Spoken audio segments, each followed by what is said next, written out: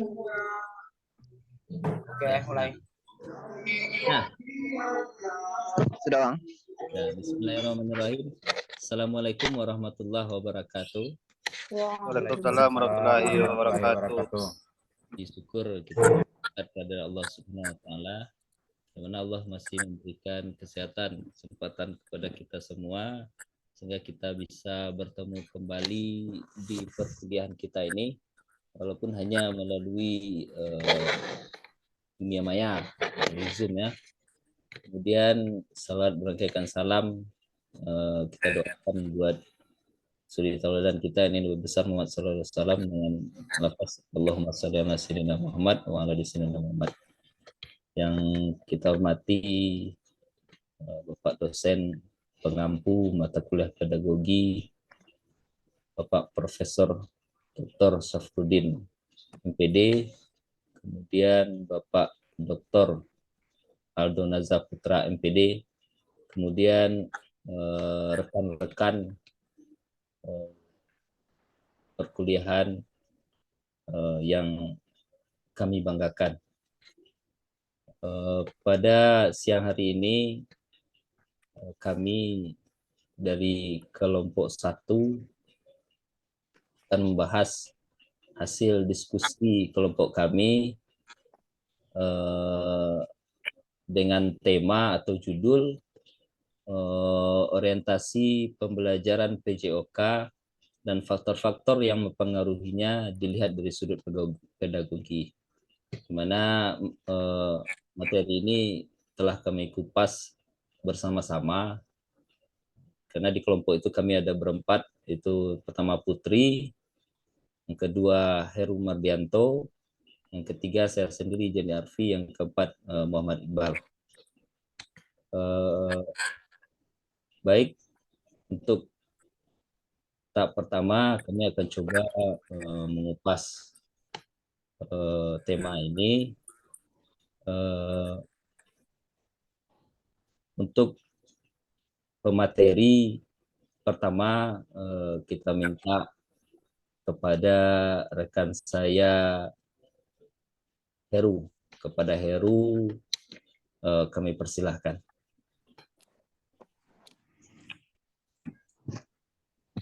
Baik, terima kasih kepada moderator. Langsung saja kita masuk ke pembahasan tentang orientasi pembelajaran PJOK dan faktor-faktor yang mempengaruhinya dilihat dari sudut pedagogi. Kita lihat dari pertama, yaitu ada dari kondisi masa lalu. Kondisi bidang pendidikan di masa lalu bersifat instruktur dan intervensi dari pusat ke daerah secara seragam, baik itu kurikulum maupun sarana prasarana pendidikan. Fasilitas dan dana pendidikan disiapkan oleh pusat, birokrasi yang selalu dikaitkan dengan kepentingan status quo.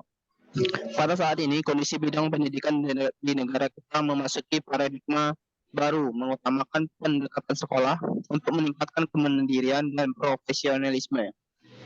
Hal ini sangat berbeda dengan paradigma pendidikan yang di masa lalu yang bersifat instruktur dan interferensi dari pusat ke daerah secara seragam, baik kurikulum, sarana, dan prasarana pendidikan.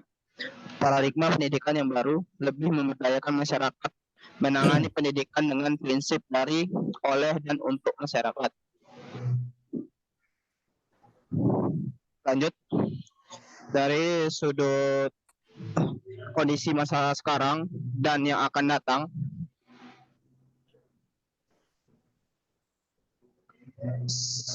sebagai bangsa yang sedang berkembang, bangsa Indonesia tentu memiliki harapan-harapan dari visi ke depan guna memperbaiki kekurangan selama ini. Bangsa Indonesia menyadari ketertinggalan dengan bangsa-bangsa lain di dunia.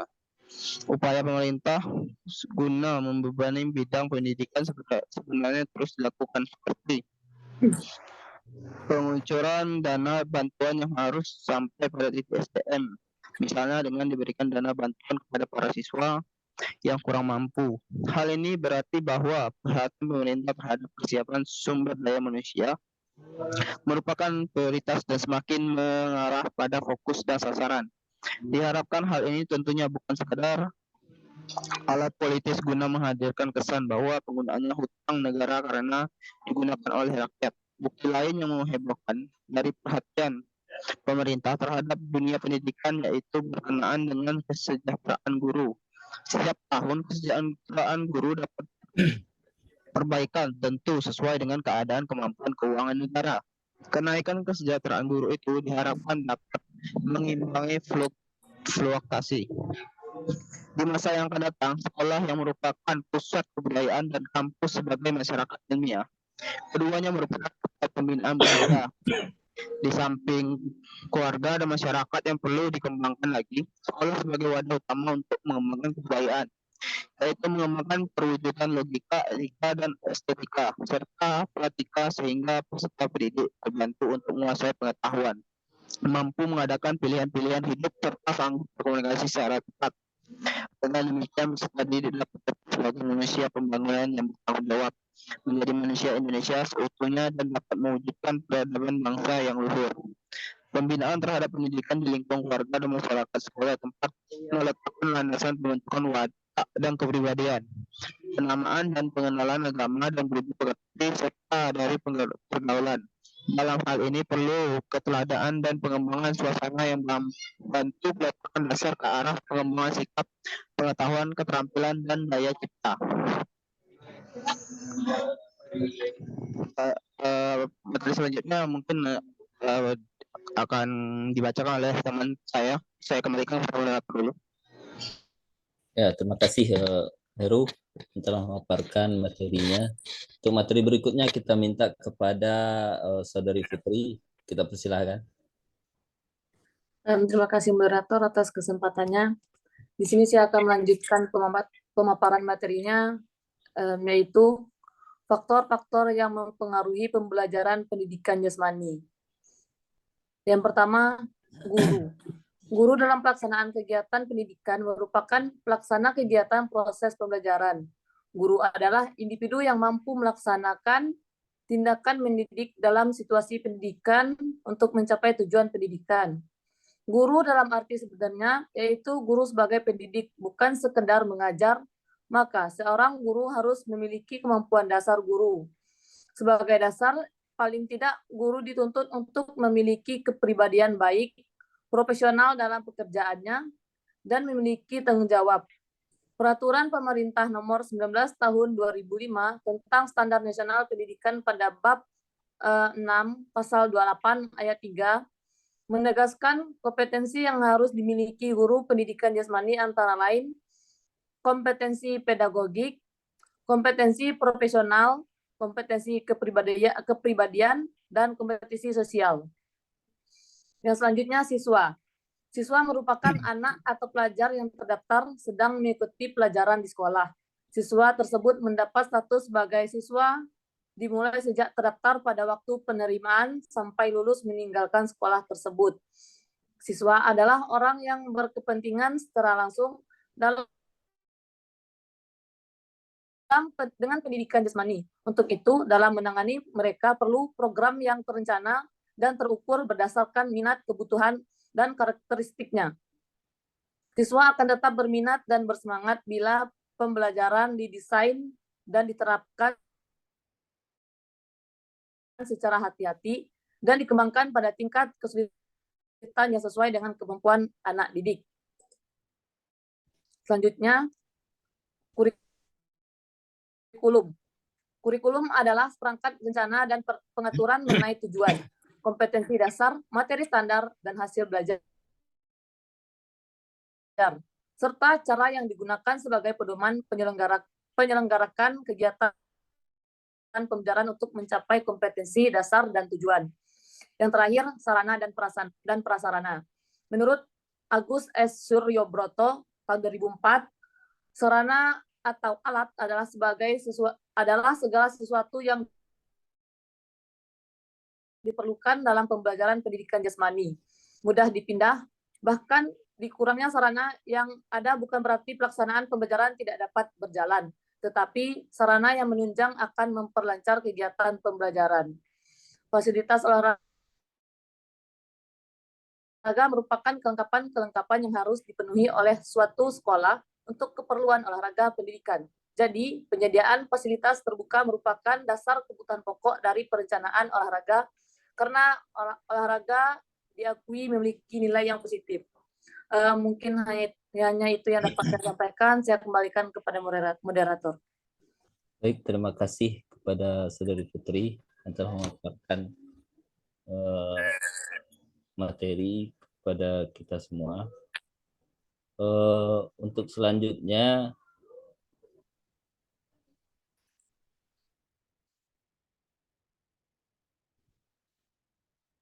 ada saran, kami persilahkan kepada rekan-rekan. Ada saran tentang materi yang kami tampilkan tadi, kami minta kepada teman-teman sarannya atau boleh pertanyaan boleh kepada teman-teman kami persilahkan.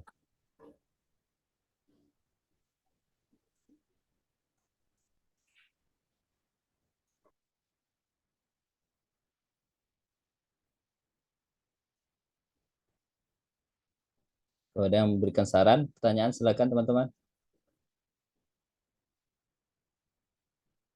Atau kita sempurnakan materi kita ini, ada tambahan.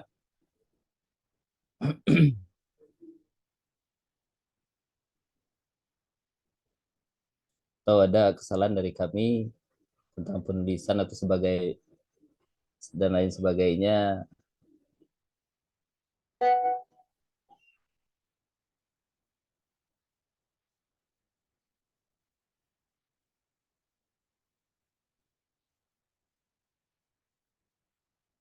Bagaimana rekan-rekan?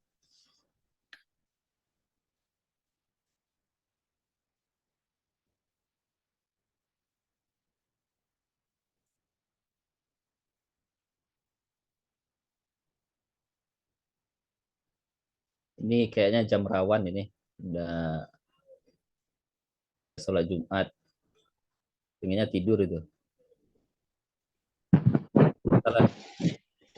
Pak Salan, kalau ada saran, ada pertanyaan, silakan Pak Salan. Mohon izin Pak Jeni, kita tadi setengah masuk tadi kegiatan. Tadi anak-anak mau nimbang berat badan, mau tanding. Ya. Jadi mau kurang fokus tadi penyajian tadi dari teman-teman penyaji tadi. Cuman kita mau nimbang berat badan untuk apa? Untuk hari Minggu. Sekarang timbang secara virtual. Jadi terpecah fokus konsentrasi tadi di belah dua tadi apa layarnya tadi. Juga hujan juga Pak Jenny. Mungkin untuk tampilan penyaji sudah bagus tadi, materinya udah oke. Mungkin itu dari saya Pak Jen. Terima kasih Pak Salan. Terima kasih atas tanggapannya. Lanjut, ada dari rekan yang lain. Iqbal mau menambahkan, boleh Iqbal?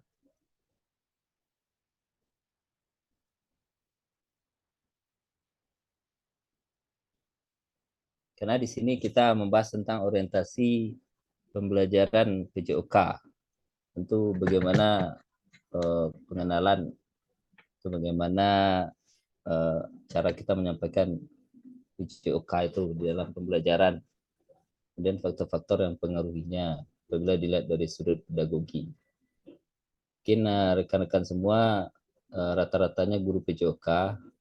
Kira-kira bagaimana rekan-rekan mengorientasikan pembelajaran PJOK itu di kelasnya masing-masing. Ada enggak kendalanya? Atau ada enggak permasalahan yang rekan-rekan temui di sana? Tapi dilihat dari itu sudut pandang pedagogik.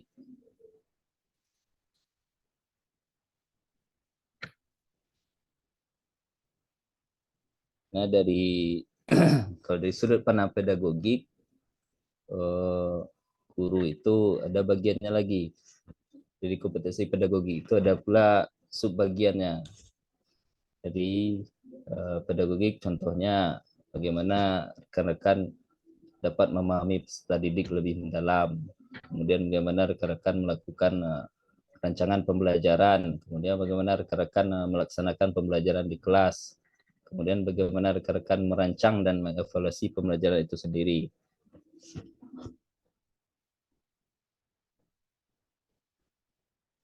Silakan. Kalau tidak, berarti kelas kita tutup ya. Ya lu Iqbal. Iya Bang.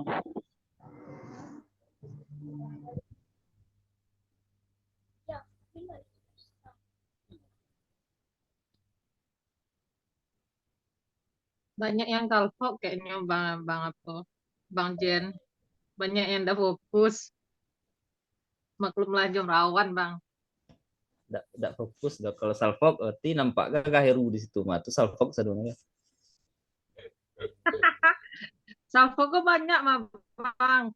Banyak yang lain mah. Jen, Siap Bang.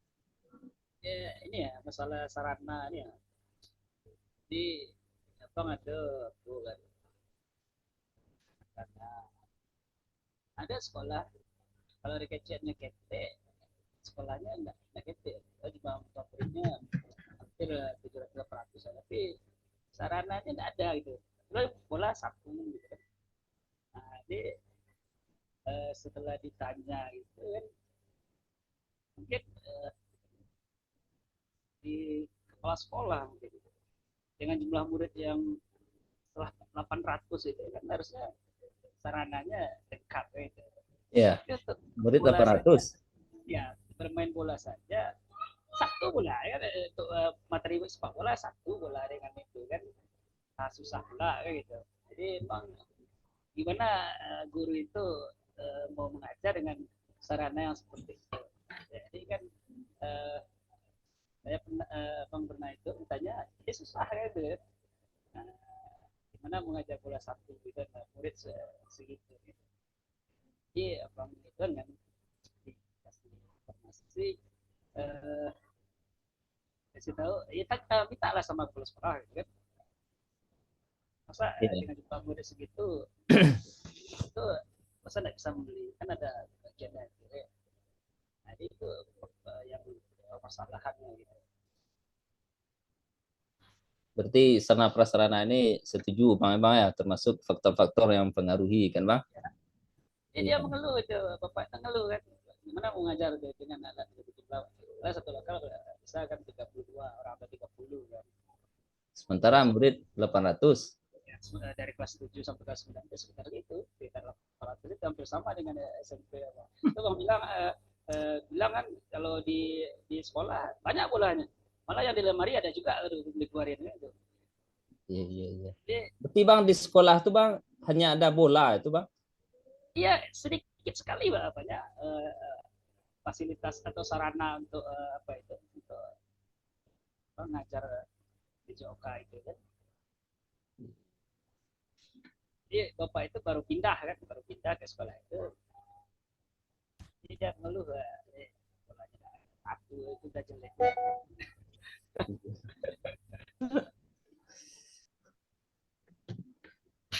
Sarana prasarana itu memang masalah yang 32 kita ngajar gimana dia kalau satu kan? Ya bola murid 32, bola satu. Ajarkan teknik ya, apa kan, menenang bola gimana caranya kan gitu. Apa habis waktunya kan, apalagi kurikulum Merdeka ngajarnya 2 jam cuma. 2 jam itu udah 3 jam aja udah pendek rasanya, apalagi 2 jam kan. Iya. Nah, itu memang sarana sangat penting sekali. Iya. Ya, mungkin itu. Terima kasih ya Bang atas tanggapannya. Lanjut kita minta kepada Ibu Resi. Silakan Bu Resi. Terima kasih kepada moderator waktu dan kesempatannya. Begini Bang Jen. Ya lanjut Bu Resi. Rata-rata ya, ini rata-rata tapi saya nggak tahu. Kebanyakan nih guru-guru kurang penguasaan kelas. Apalagi kita olahraga, kebanyakan aktivitas kita kan di luar ruangan. Iya. Jadi fokus siswa kita kan banyak terpecah, ada yang lihat temannya bermain, ada yang lihat temannya seperti ini, banyaklah terpecah fokus siswa ini. Jadi bagaimana apa ya, cara mengatasinya lah, membuat siswa itu bisa fokus sama kita. Dan saya pun di tempat saya ngajar juga ada yang guru tuh kadang siswa sesuka hatinya siswa, guru menerangkan dan siswa sesuka hatinya, ada yang seperti itu. Kadang merekanya fokus, merekanya memperhatikan kita, tapi pemikirannya kemana-mana. Itu bukannya termasuk apa ya? Berarti penguasaan kelasnya ya? Penguasaan kelasnya gimana antisipasinya untuk menghadapi hal-hal yang seperti itu. Terima kasih. Jelas Iqbal? Yang ditanya Ibu Resi tadi. Jelas Bang. Pokoknya pandai Bang ambil inti Bang. Kenapa terjadi hal seperti itu? Cara mengatasinya. Tidak bisa apalagi kita guru olahraga kan. Pembelajaran, kemudian banyaknya di luar. Guru itu tidak memahami didiknya masing-masing. Kadang-kadang guru. Soalnya kan bagaimana cara mengatasi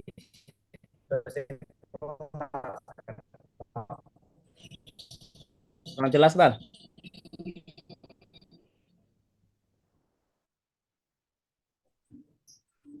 Kan itu pokok. Kurang jelas Bang.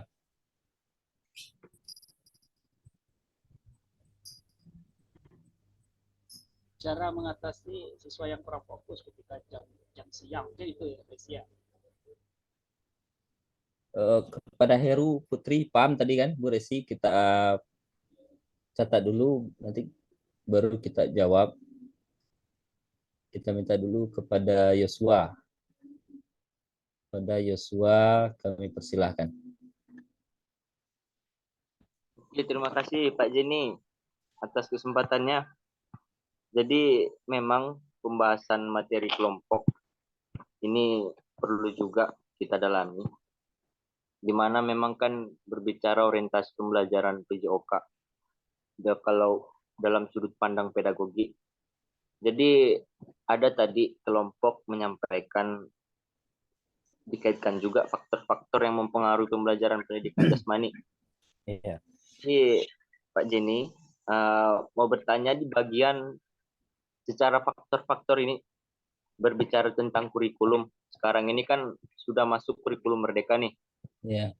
Nah, jadi kalau bisa dibilang jujur, kalau dalam orientasi dalam kurikulum merdeka ini memang kalau secara pedagogi masih kurang aplikasinya kalau saya pribadi gitu Pak. Jadi kira-kira kalau dari pandangan dan diskusi kelompok lah, kira-kira seperti apa orientasi pembelajaran PJOK ini kaitannya dengan kurikulum kalau sudut pandangnya itu pelaksananya secara pedagogi gitu. Jadi bagaimana pembelajaran PJOK ini ya, Pak, melalui ya, Pak, kurikulum merdeka gitu ya? Ya, kurikulum merdeka Pak. Oke. Mendasari kita belajar PJOK kurikulum. Bagaimana pengimplementasikannya itu? Implementasikannya gitu. Merdeka itu ke PJOK gitu kan? Berdasarkan orientasi kurikulum merdeka tadi gitu. Nah, ya. Oke. Makasih Yosua. Oke, sama-sama Pak. Baik. Terima kasih kepada rekan-rekan yang telah menyampaikan tanggapan atau saran bagi pertanyaan. Kami minta waktu dulu sebentar untuk menjawab. Tadi ada 2 pertanyaan, jadi 3 rekan-rekan tadi ada yang memberikan saran, kemudian 2 tadi ada pertanyaan.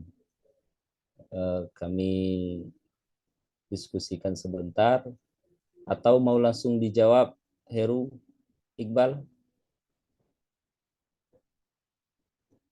Putri? Dia bisa langsung jawab. Tunggu beri waktunya dulu Bang.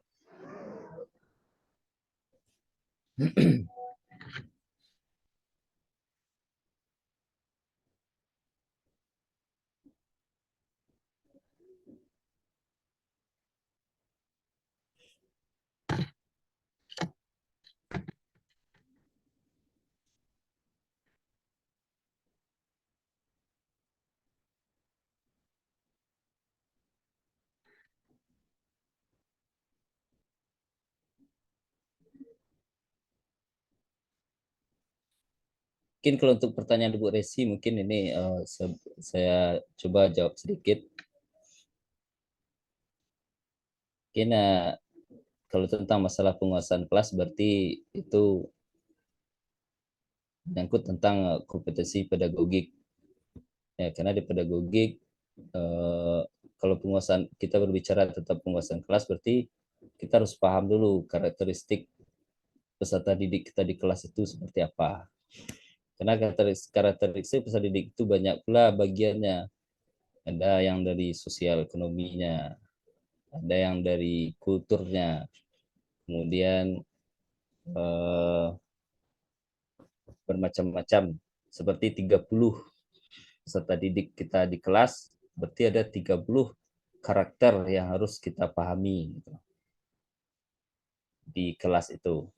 Kadang-kadang peserta didik itu bisa jadi mereka bosan dengan gaya mengajar gurunya, atau karena gurunya yang kurang kreatif dalam menyampaikan materi, atau monoton hanya dengan metode ceramah saja di depan, atau pembelajaran PJOK itu bagi mereka kurang menarik. Bisa jadi mereka ada juga tuh sebuah sekolah yang mereka taunya itu olahraga, peserta didik itu taunya olahraga hanya sepak bola. Karena setiap saat gurunya, setiap pembelajaran hanya bola yang dikasih. Bola, setiap hari bola, bola, bola terus. Jadi peserta didik itu tertanam di hatinya yang dia tahu itu olahraga itu hanya sepak bola saja. Jadi mereka tidak tahu apabila nanti kita kasih materi, umpamanya senam lantai. Karena ada peserta didik itu yang jawab, Pak olahraga oleh Pak. Padahal senam lantai itu udah olahraga. Jadi dalam pikiran mereka itu yang olahraga hanya sepak bola. Gitu.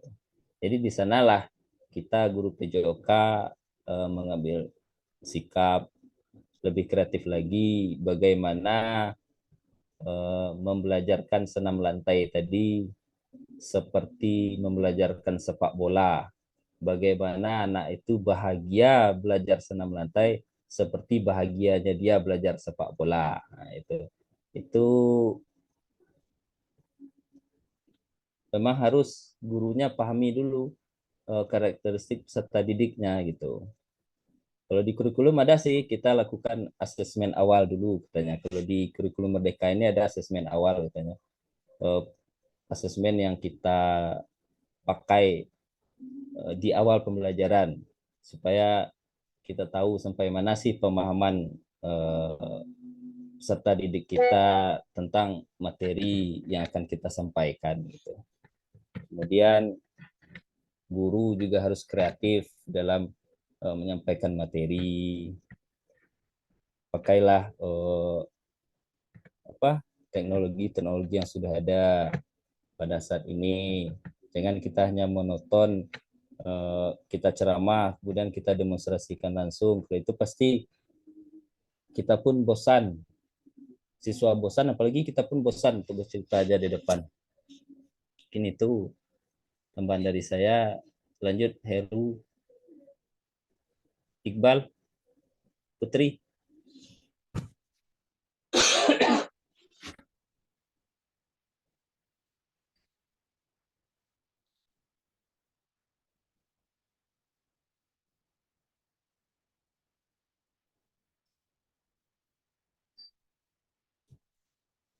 Atau gimana Bu Resi? Itu masalah materi ya Bang ya, ya Pak Jenny ya. Ya. Kalau penguasaan kelas guru sendiri gimana? Penguasaan kelasnya, Ya, bagaimana? Bu Maksudnya tuh Resi gini harus Bang. paham dulu ini karakteristik peserta didik Bu Resi gimana. Bu Resi itu harus tahu ini di kelas itu ada berbagai macam latar belakang peserta didik. Hmm. Karakteristik peserta didik itu ada secara sosial ekonominya gimana. Kemudian kulturnya gimana.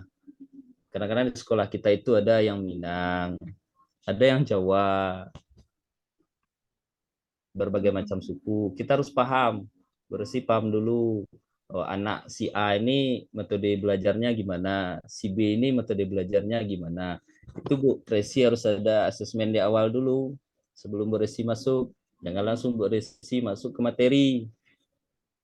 Karena Bu Ya. Resi asesmen awal itu bisa Bu Resi. Kalau saya di SD biasanya itu, kalau kami di SD kan ngajar tuh dari kelas 1 sampai kelas 6.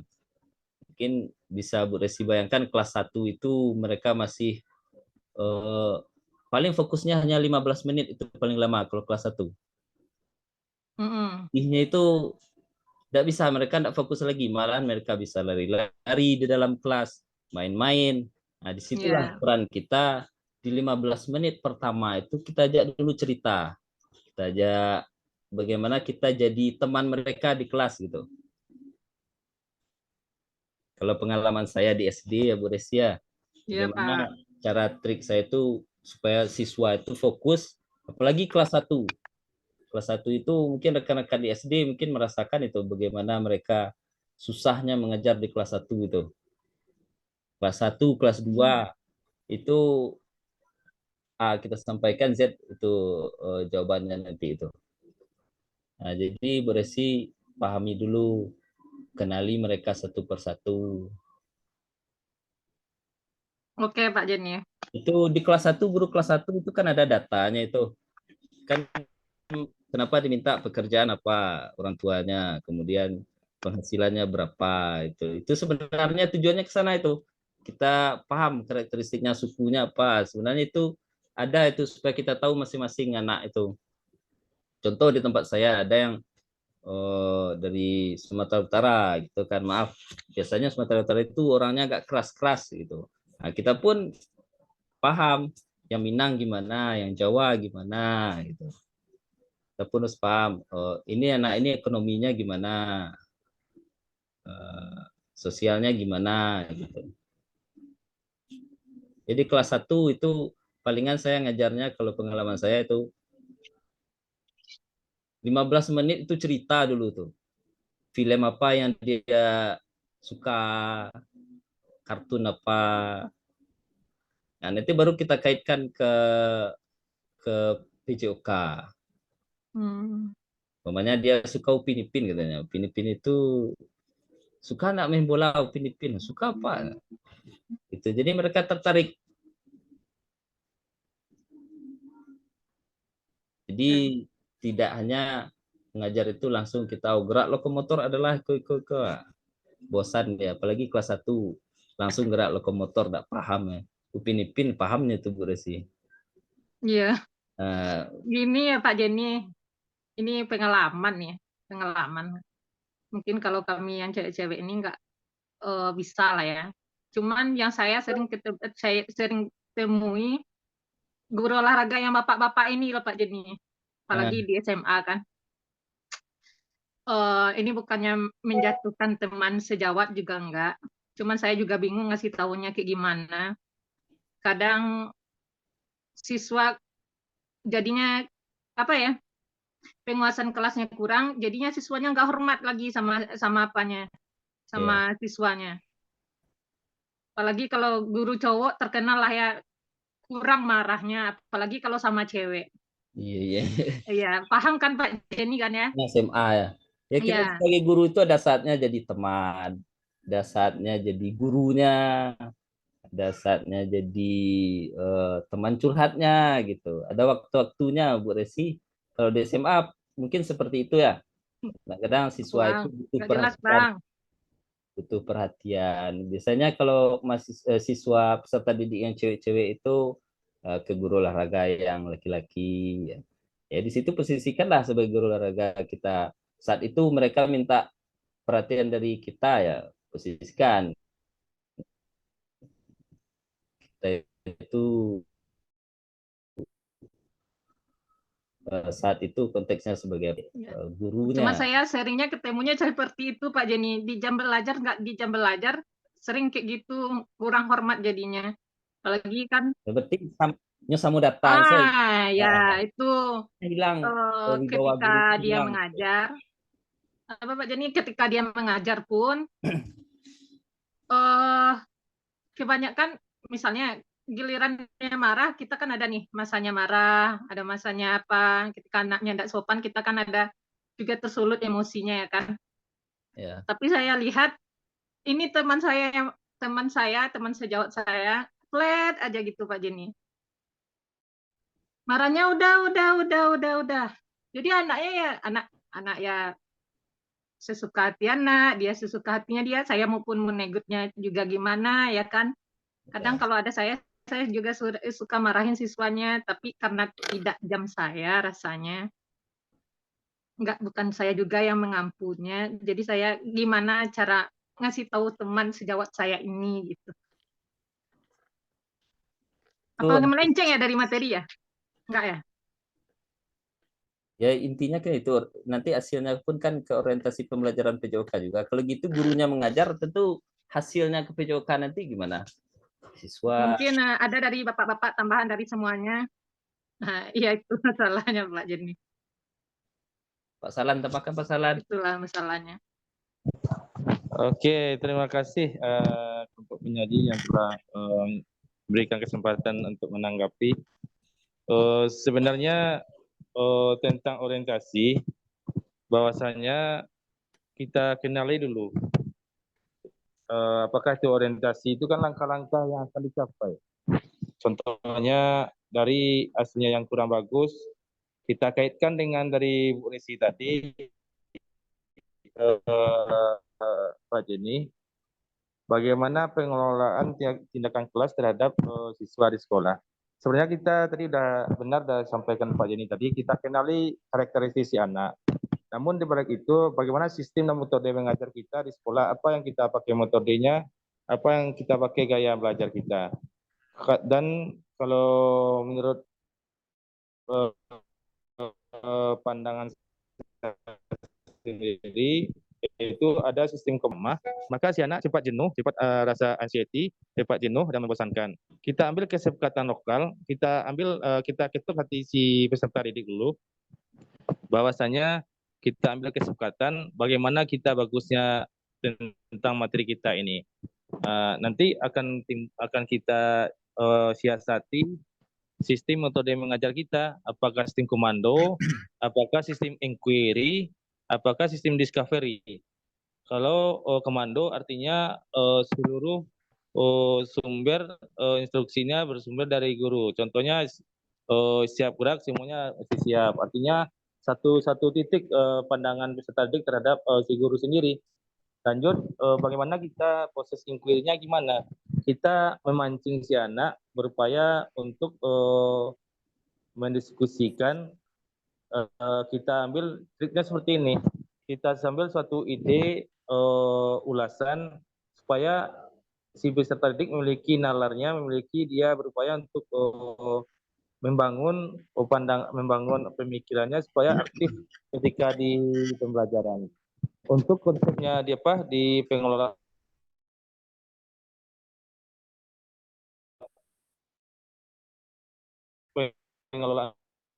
kelas,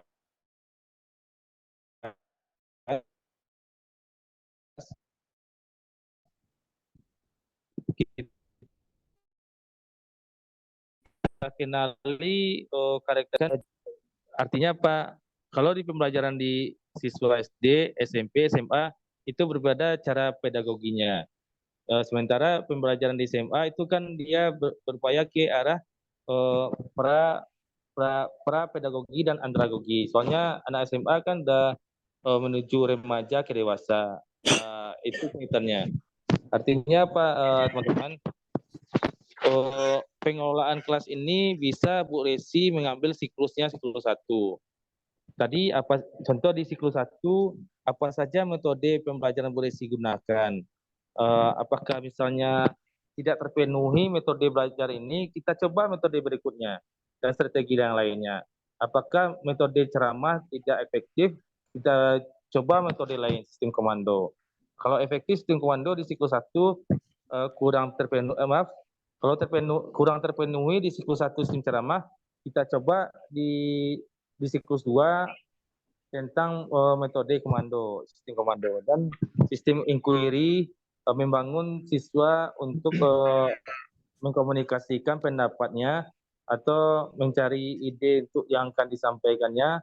Berikut sistem discovery, artinya penemuan. Kita ambil contohnya, kita ambil suatu wacana atau ulasan tentang suatu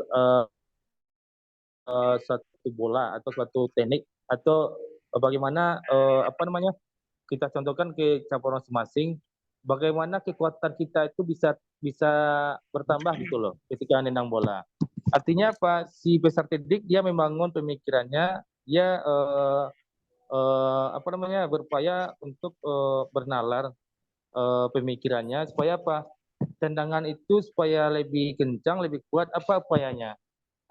Misal kita apakah latihan weight training, apakah kita latihan resistance bench, atau kita latihan beban, atau kita latihan resistance bench itu kita latihan benen, atau untuk penambahnya. Artinya apa? Dengan discovery, penemuan, si peserta didik itu bisa apa namanya, menemukan ide-idenya, berupaya dia berpikir toh gimana menemukan kekuatan itu bisa bertambah. Lanjut untuk pengelolaan kelas berikutnya, jika siklus 1 kurang terpenuhi, siklus 2 agak terpenuhi, maka kita coba siklus ketiga, teman-teman. Gitulah untuk pengelolaan kelasnya. Dan lagi mungkin teman-teman sudah memahami bahwasanya konsep dari pedagogi itu kita sebagai guru, artinya kita cermin bagaimana personality kita terhadap si anak. Betul sudah sampaikan Pak Jini tadi, terkadang posisi suatu guru itu bisa sebagai teman, bisa sebagai orang tua, bisa sebagai teman curhat, bisa sebagai mitra. Dan itu ketika di kalangan siapa? Di kalangan siswanya atau peserta didiknya di SMA. Kalau di SD rasanya itu sepenuhnya guru sebagai orang tua sebetulnya. Kalau di SMA bisa peserta didik dengan hubungan dengan si guru bisa jadi teman sejawat atau tempat curhatnya gitu. Jadi harapannya seperti ini ya teman-teman, supaya tidak kita ngambang, bagaimana kita pengelolaan kelas terhadap di sekolah masing-masing. Kita ambil dulu kesepakatan lokal dulu. Kita ambil kesepakatan lokal, kita kenali karakteristiknya, kita berikan metodenya, metode apa yang cocok. Terus kita lihat situasi dan kondisinya, apakah di pembelajarannya, apakah di jam siang kah, apa di jam pagi. Soalnya jam siang itu metode apapun diberikan terhadap si anak, itu harus kita lakukan kesepakatan. Contoh, sebagus apapun kita memberikan model-model pembelajaran, apabila di jam rawan, di jam siang, otomatis itu akan sangat mempengaruhi ruang gerak si anak.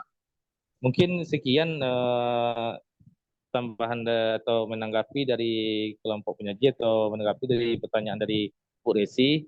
Terlebih kurang mohon maaf.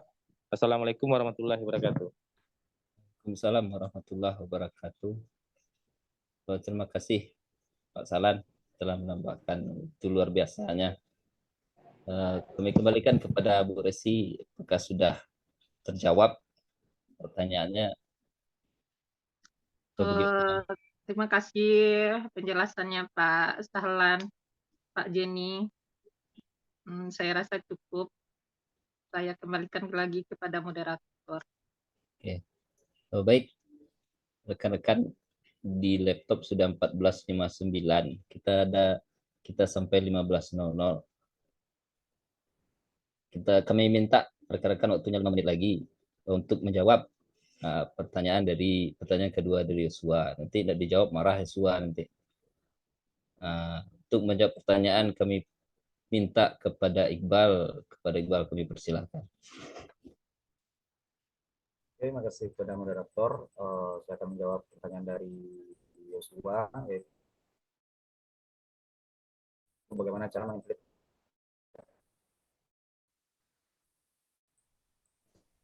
mengimplementasi transformasi bagi peserta didik baik dalam pelajaran maupun di luar pelajaran. Selain menyampaikan materi sesuai dengan kurikulum, guru juga dituntut untuk meningkatkan pentingnya literasi fisik bagi peserta didik. Konsep Merdeka Belajar dapat menjadi pemicu bagi peserta didik untuk menggambarkan karakter melalui aktivitas jasmani dan memicu dalam pembelajaran PJOK. Peserta didik dapat melihat aktivitas fisik yang akan dilakukan sesuai dengan kegemarannya, sesuai arahan penerapan literasi fisik yang diberikan oleh guru. Salah satunya dengan rancangan pembelajaran merupakan aspek yang sangat penting sebelum melaksanakan pembelajaran. Seorang pendidik harus memahami kompetisi yang ingin dicapai melalui acuan kurikulum yang digunakan dalam kurikulum pembelajaran. Sekian dari saya, terima kasih. Saya kembalikan kepada moderator. Baik, terima kasih kepada Iqbal. Bagaimana Joshua? Apakah sudah terjawab tanyanya tadi? Oke Pak, terima kasih nih sebelumnya nih. Rasanya kalau secara komplitnya, secara kesimpulannya rasanya udah bisa lah Pak menjawab Pak. Oke Joshua, berarti terjawab Joshua? Terjawab Pak, terjawab. Oke, terima kasih Joshua. Udah menghabiskan gitu Pak. Oke, makasih banyak Joshua. Oke, baik rekan-rekan semua, jam kita sudah lewat 2 menit. Langkah baiknya kita tutup kelas kita. Sebelum kita tutup, saya mengucapkan terima kasih kepada rekan-rekan semua yang telah memberikan tanggapan, saran, dan pertanyaan. Dan mohon maaf apabila ada kesalahan atau kekurangan dari kami sebagai penyaji. Kami dari kelompok 1 meminta maaf kepada rekan-rekan semua. Mudah-mudahan di penampilan-penampilan berikutnya bisa lebih baik lagi. Kami sudahi dengan wabillahi taufiq wal hidayah. Assalamualaikum warahmatullahi wabarakatuh. Waalaikumsalam warahmatullahi wabarakatuh.